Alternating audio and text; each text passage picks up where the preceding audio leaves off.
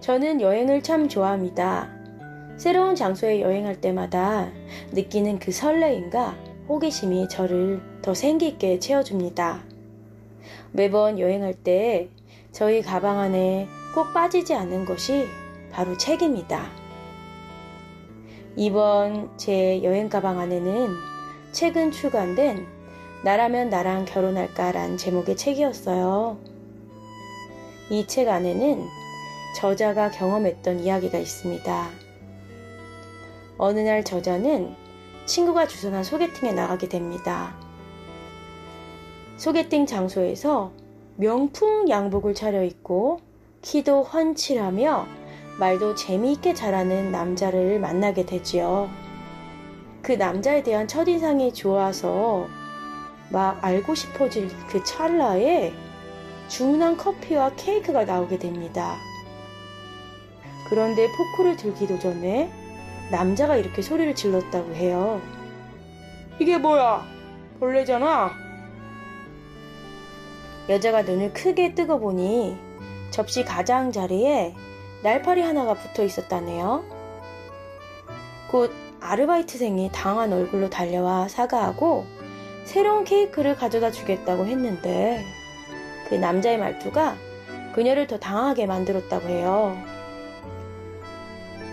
이미 입맛 다 떨어졌는데 새 케이크가 무슨 소용이에요? 필요 없으니까 이 케이크 당신이 먹어 치워요. 그 아르바이트생은 난감해하며 손님 정말 죄송합니다. 케이크 값은 당연히 받지 않을 거고요. 다른 디저트를 무료로 제공해드리면 안 될까요? 여자는 이 말을 듣고 안 되겠다 싶어서 그만 끼어들었다고 해요. 괜찮아요. 무슨 바퀴벌레 나온 것도 아니고. 접시에 날파리 붙은 걸 못 봤을 수도 있죠. 그냥 바꿔주세요. 그러자 남자가 갑자기 아르바이트생에게 손가락질하며 버럭 고함을 질렀다고 해요. 아니 내 말 못 알아들어요? 누가 디저트 공짜로 달래요? 내가 돈이 없어서 이러는 줄 알아요? 진짜 사람을 뭘로 보고.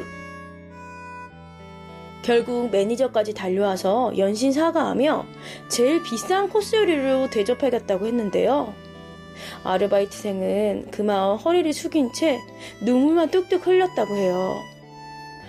거기에 더해 그 남자는 끝까지 고집을 부리며 아르바이트생에게 케이크를 먹어보라고 계속 소리쳤다고 합니다. 이 일이 있기 전까지 이 여자분은 그 남자에 대한 호감으로 가득했었는데 결국 이 상황을 보고 도저히 참을 수 없었던 여자는 남자의 면상에 자신의 찻값을 던지고 그냥 놔버렸다고 해요.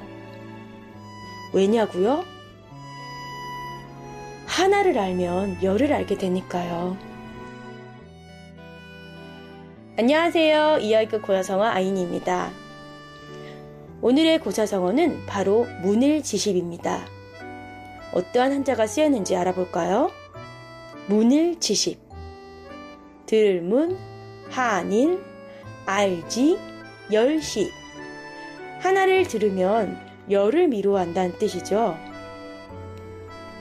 오늘 제가 읽은 책의 저자는 하나를 보면 열을 미루하는 분이었어요. 남을 존중할 줄 아는 사람이 명품 옷, 잘생긴 외모, 좋은 직업이 사람보다 훨씬 더 중요한 것을 이미 알고 있었으니까요. 문을지십의 유래를 알아볼까요? 문을지십은 논어 공야장편에 나오는 말입니다. 공자는 3천여 명의 제자를 두었다고 전해지는데요. 공자의 제자들 중 여러 재주를 가진 사람들이 많았다는데요. 그중 자공이란 사람은 재산을 모으는데 남다른 재주가 있었다고 해요. 그래서 공자가 세상을 돌아다니는 자금의 대부분을 자공이라는 제자가 뒷받침했다고 전해지지요.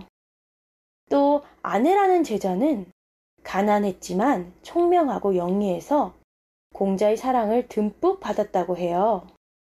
공자가 인이라는 말을 내린 유일한 제자가 바로 아내였다고 합니다.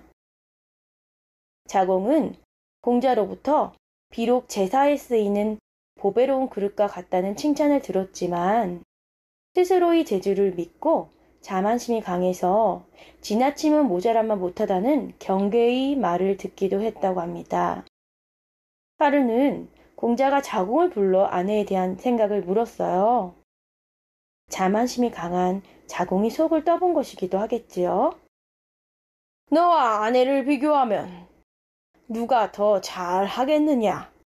그러자 자공이 다음과 같이 대답했다고 해요. 제가 어찌 아내를 넘볼 수 있겠습니까? 아내는 하나를 듣고도 열을 알지만 저는 하나를 들으며 겨울 둘 정도만 알 수 있을 뿐입니다. 문일지십이란 말은 바로 여기서 비롯되었다고 합니다. 당시 공자는 자공의 솔직한 대답에 크게 만족해했다고 하는데요.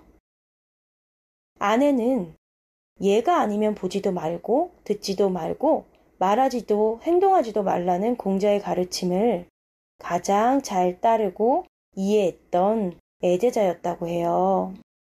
그러나 안타깝게도 아내는 32살의 나이로 요절했다고 합니다.